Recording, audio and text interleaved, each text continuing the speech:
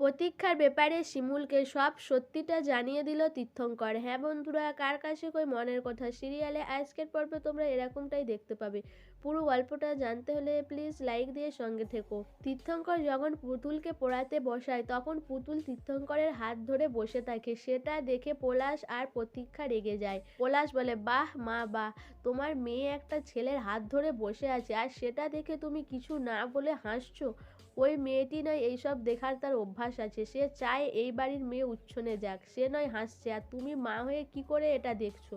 তখন শিমুল বলে, আমরা তো স্বর্গীয় দৃশ্য দেখছি তাই সেটা উপভোগ করছি, তোমরা তো সেটা পারছো না, সেই জন্যই তোমরা এসব বলছো।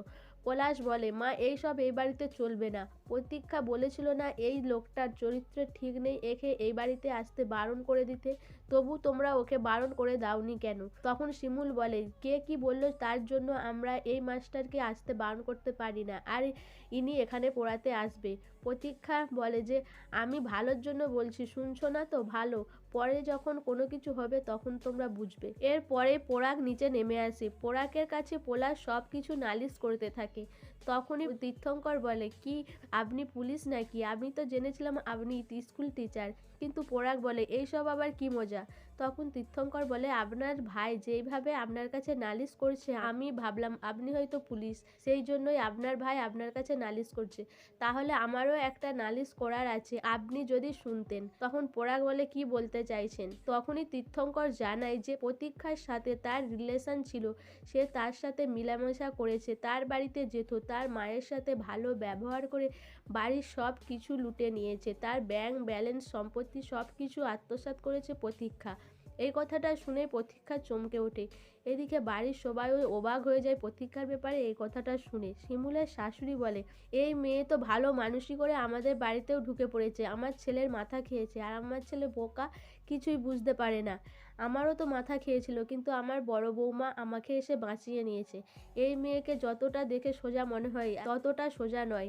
এরপর পুতুল বলে, তুই আমার মাস্টারমশাইয়ের সব কিছু নিয়ে নিয়েছিস, তুই তো খুব বাজে মেয়ে। এইদিকে পলাশ আর পোড়াক বিশ্বাস করে না প্রতীক্ষার এই বিষয়টা। পোড়াক প্রতীক্ষাকে বলে যে, প্রতীক্ষা তুমি এর বিষয়ে তুমি থানায় রিপোর্ট করো, না হলে তোমার নামে যে বাজে কথাগুলো বলছে সেটা ঠিক নয়। প্রতীক্ষা বলে, হ্যাঁ আমি থানায় তো যাবই।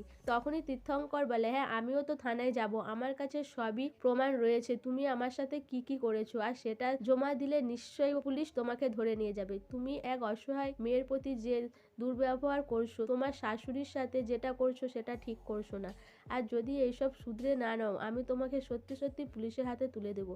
এরপর প্রতীক্ষা ভয় পেয়ে যায়। প্রতীক্ষা বলে, দাদা আমার এত পুলিশে যাওয়ার সময় নেই, আর এ যা করছে একে করতে দাও, আমাদের এত কিছু নিয়ে মাথা ঘামানোর কি দরকার। এই বলেই প্রতীক্ষা আর পোড়াগারে ওখান থেকে চলে যায়। তার পরের দিন এই পোড়াকের বিয়ের হলুদ কোটা শুরু হয়ে যায়, যেখানে কেউ পার্টিসিপেট করতে চায় না। শিমুলের শাশুড়ি, পাড়ার প্রতিবেশী কেউ চায় না। তখন শিমুলি এগিয়ে গিয়ে হলুদ কোটা শুরু করে, গান বাজনা সব কিছু শিমুল করে, সবাই দেখে অবাক হয়ে যায়।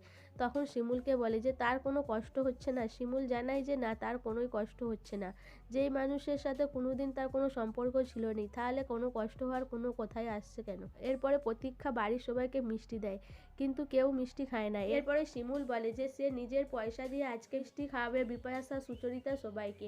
পুতুলও বলে সেও শিমুলের কেনা মিষ্টি খাবে। এদিকে এসব দেখে পোড়াক অবাক হয়ে যায়। পোড়াক শিমুলকে অসম্মান করার জন্য বিয়ের জন্য নিমন্ত্রণ করে। শিমুল সেই নিমন্ত্রণ গ্রহণ করে। শিমুল বলে, হ্যাঁ আমি যাব তোমার বিয়ে দিতে। সো বন্ধুরা, শিমুল কি পারবে পোড়াকের বিয়েতে গিয়ে নিজের চোখে বিয়েটা দেখতে? আর প্রতীক্ষার ব্যাপারে যে তীর্থঙ্কর এত কিছু বলল, তারপরেও কি পলাশের মনে কোনো সন্দেহ জাগবে না? তোমাদের কি মনে হয় অবশ্যই আমাকে কমেন্ট করে জানাবে। আর আমার ভিডিওটা ভালো লাগলে প্লিজ ফলো করো, আর সাবস্ক্রাইব করো, লাইক কমেন্ট শেয়ার করো।